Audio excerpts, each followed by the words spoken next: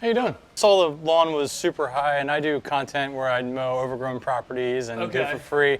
So I was gonna do this one, but I mean, you can. okay. Yeah. I think they have somebody. I mean, they told me they're gonna take care of all that stuff. Okay. But it's obviously overgrown, so I mean, you want to go for it, dude. Okay. Yeah, I'll do that. Yeah, how about it? All right. What's up, everybody? It's Vince with Rooted Lawn Co. back at it again with another overgrown property, although this one is much smaller than my past two, and if you haven't seen those, go back and make sure you watch them. Video just doesn't do justice here. This hill was super steep and the grass was very long, so I got out my Greenworks 60-volt mower and I started cutting it down. I talked to the owner and he says that there's supposed to be a guy that's going to be taking care of this property, but they haven't showed up, so I'm going to take over and put the Rooted Lawn Co. touch on it. Be sure you stay to the end to watch the before and afters, and don't forget to hit that subscribe button to support this channel. That way I can continue to give back to the community.